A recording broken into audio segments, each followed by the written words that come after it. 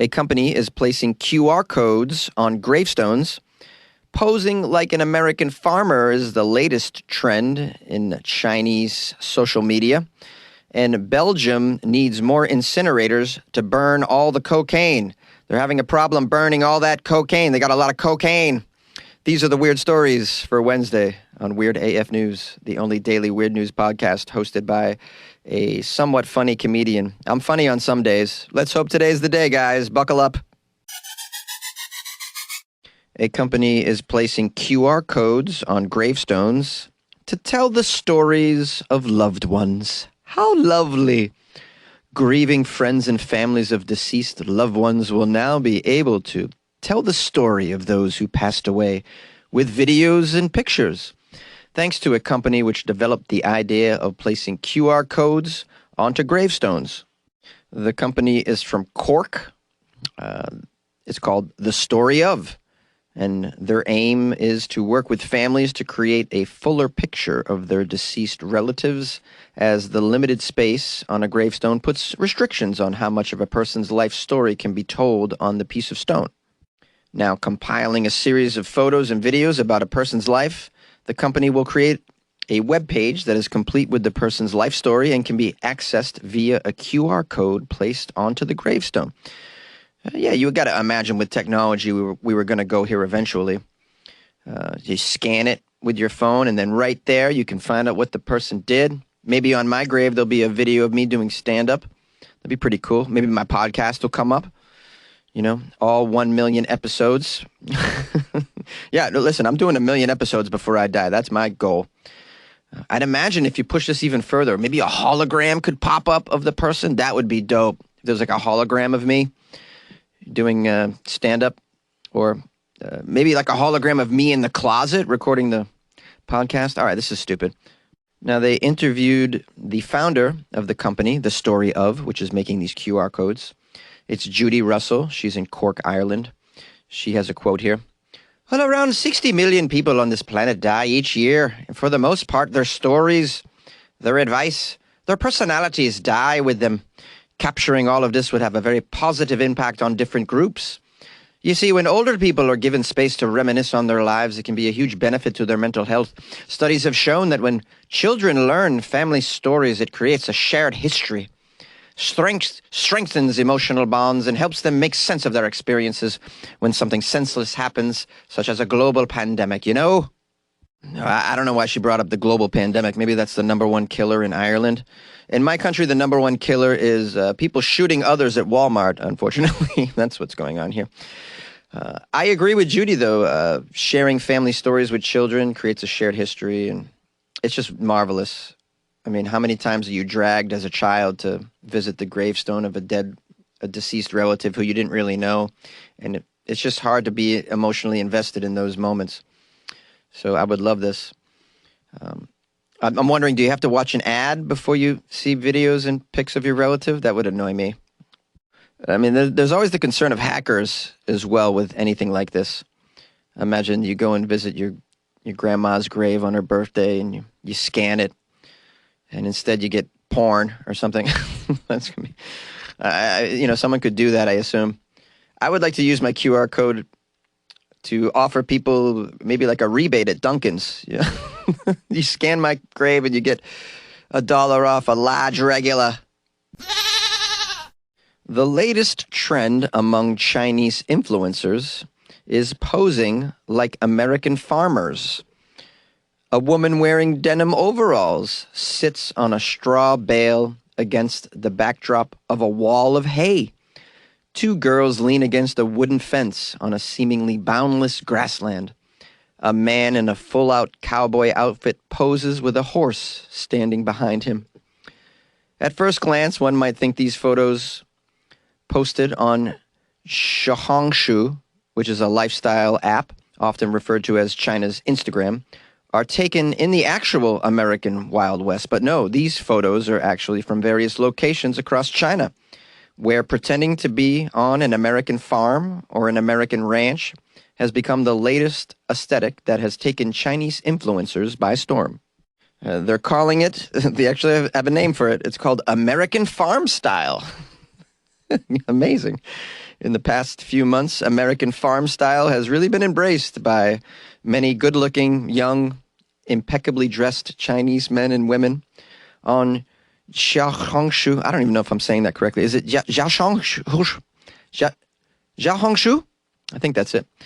Well, on this platform, again, it's the Chinese Instagram, there's thousands of posts bearing the hashtag American Farm Style, in which props depicting a typical American farmer's life in the fall, such as piles of hay, some farm animals, and seasonal crops like pumpkins, are frequently seen. Yeah, I'm looking at some of the photos. What they're missing is a gun. Harder to get in China. Turns out this trend is so popular that pop-ups in China are providing a backdrop for these American farm scenes. For instance, there's a boutique hotel on the outskirts of Beijing that one user says provided the picture-perfect backdrop for their farm photo. And any visitors that want to participate in the trend. It has a chestnut plantation and some fruit trees. In the photo, the creator is standing next to a billboard that says, Organic Family Farm. There are many businesses providing these American farm backdrops, apparently. One is a coffee shop, very popular. It's called Day Off Dreamer in Beijing. It's famous for routinely changing its decor depending on the season. Well, last month the business settled on the American farm-style theme and staged its space like the interior of a rustic barn with farm wagons and hay beds. Here's a quote from a young Chinese girl who's also an influencer. She says, "Pretending to be an American country girl is a ton of fun.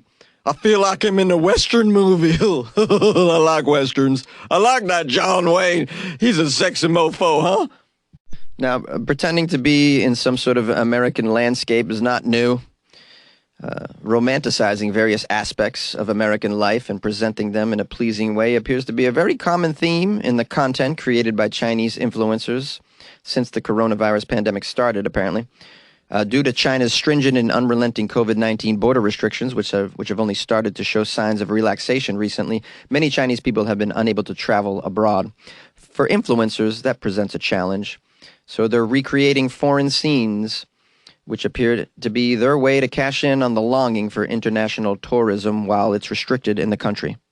Yeah, I mean, I would imagine if you're one of these travel bloggers and you're in a place where travel is restricted, how are you going to continue your social media and make that money, B? You know, you're going to have to find places that look like other places. In this case, they're just building egg farms and whatnot. Says here, even in Shanghai, there's a Costco that became a very trendy spot as influencers flocked to the store, posting photos from its parking lot, making props out of its merchandise, and embellishing their photos with pizza boxes and blue soda cups. Some of these photos taken in front of the supermarket are captioned, "Just pretending to be in Los Angeles," or "Back to America." Now, of course, you have the people who are not too pleased about this. The glamorization of the American lifestyle is not immune from criticism on the Chinese internet. Some people have accused the trend of blindly worshiping Western culture, which is a subject that's very touchy in China. Here's a quote here. "The goat house attached to my grandma's home in the countryside looks just like this. What's so special about it?" Haters, in other words. And to all that, I say, what's wrong with worshiping Western culture? Come on, we're doing some amazing things over here, right, guys? I mean, have you seen those paper straws? Pfft, come on now. Paper straws. Come on, superhero movies, am I right, guys? Huh? We got it going on over here. Have you heard trap rap? I mean, look the F out. And then, of course, you got children identifying as cats. I mean, that's pretty cool, right? I mean, where else are you going to go in the world where kids are pooping in boxes? That's a nice backdrop to your photo, right? Yay! Belgium has seized too much cocaine. Way too much cocaine.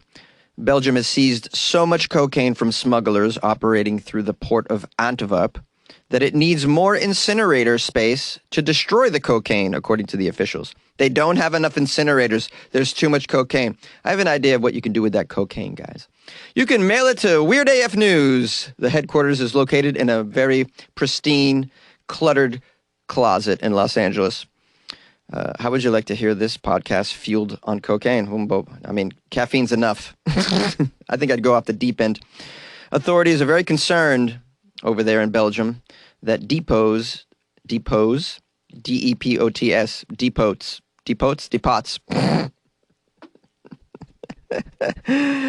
Ah, man, I'm so unqualified to do this. Depots used to store cocaine could become targets for robberies by powerful gangs seeking to recover their lucrative cargoes. All right, so you seize their cocaine, and now because you don't have enough incinerators to destroy it, you have this surplus that is stored in places that the gangs might come and find to reacquire their cocaine. That's a concern, of course. Can't you just dump it into the ocean, right? Isn't that what you do with everything these days? I thought you just dumped it into the ocean. Although a lot of the fish in Florida are already addicted to meth from the urine. That's right, there's meth in the urine. Did you know that? I guess we shouldn't add another drug to the ecosphere is what I'm saying. Here's a quote from Belgium Customs Service spokesperson Francis. There's a problem with incinerator capacity. Structural solutions are on the way, don't worry. In the meantime, I'm working on the problem myself. I've been up for days actually working on it. Someone's got to take away this cocaine, man. Now it says here, Belgium's latest problem stems from the astronomical quantities of cocaine from Latin America that are intercepted in Antwerp, which is Europe's main port of entry for this illegal cocaine trade. I had no idea. Colombia's cartels target Europe with cocaine, corruption, and even torture. Torture? How? What are they doing? Just torching people in Antwerp for no reason? Belgian authorities are on course to seize more than 100 tons in 2022, which is a new record, after 90 tons were seized last year. I don't know how much cocaine that is, but it seems like a lot. Now, according to the local media, suspected gang members have been using drones to fly around and scout out around the customs depots where the seized cocaine is being housed. The seized cocaine, of course, worth millions of euros.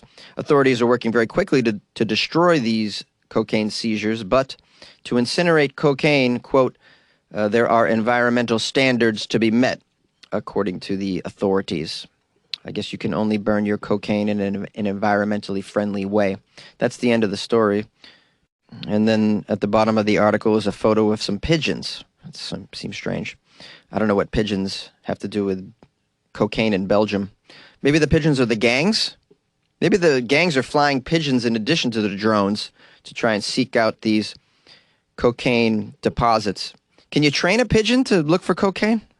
I got a lot of questions. I'm also wondering why the government just doesn't sell the cocaine and raise money that way. I thought that's what governments did. They seized drugs, and then they used those drugs to raise cash, which they then used to funnel to clandestine organizations, that need to carry out the government's oftentimes insidious and squirrely plans. Maybe Belgium doesn't have such plans. The U.S. certainly does. I love how in the same story I can't pronounce depots, yet I use the word clandestine. Just came out of my brain. If that's not evidence that I have multiple personalities, I don't know what is. We may never get this weird again. How are you today, my lovelies? My cuties? You smell nice today. I can smell you. Oh, you guys really put on deodorant for me? I appreciate that, guys. Thank you. Thank you. I don't smell so good. Kind of partying for a couple of days. Come on, it's the holidays, guys. You know the deal, right? Who's with me? Come on. Sweet potato, lots of cannabis. You know the deal. Happy Thanksgiving to everybody who celebrates it. I'm going to see if I can do an episode on Thanksgiving. We'll see how I feel. Why the hell not? Why not do an episode on Thanksgiving? Maybe I'll do something fun, something weird, unlike the typical podcast episode. Maybe I'll just record myself eating the skin of a turkey for 10 minutes. That might be fun, right? Singing Thanksgiving songs. I don't even know if there are Thanksgiving songs. Are they? If you guys know of a Thanksgiving song, please email me, like a link to it on YouTube or something. funnyjones@gmail.com. I want to get just inundated with Thanksgiving songs. I have a lovely gift that was bought me. It was coffees from a listener with a username McGillacutie. McGillacutie, that's pretty cool. McGillacutie bought me coffees off my website, weirdafnews.com. That's a great place to go if you want to support the show. And McGillacutie wrote a nice note with it. Whoever drinks beer, he is quick to sleep. Whoever sleeps long does not sin. Whoever does not sin enters heaven. Thus, let us drink beer. A quote from Martin Luther, apparently. I love that. That's great. We should drink beer. I drank a lot of beer. And it wasn't quality beer, so then, I ended up the next day in the bathroom for quite a while. You know how that happens. I call it the Coors Light Avalanche. I had the Coors Light Avalanche yesterday. Just terrible. So then I moved to mixed drinks last night. Nice, some bourbon. It was very good. And I ate some lovely food with some friends because I had what's called a Friendsgiving. I recommend it. It's a lovely time. Lovely time, Friendsgiving. I got a Patreon who increased their pledge. Like you can do that. Did you know if you're a member of the Patreon, you can increase your pledge? Like let's say you're doing $2 a month, you can increase it to $5 a month. Because you love me more this year. I don't know. Anyways, big shout out to Amira. Amira is a wonderful person doing wonderful things. We've had some email interaction. She's great. So she increased her pledge. So I want to give a big thanks and a happy holidays specifically to Amira, which is lovely. That's just lovely. What else? Oh, I got a terrible review on Amazon. Should I read it? I feel like this outro is too long. I'll read some of it. It's Professor Echo wrote me on Amazon. Here's the review. It's called Host Could Use More Comedy Chops. I love it.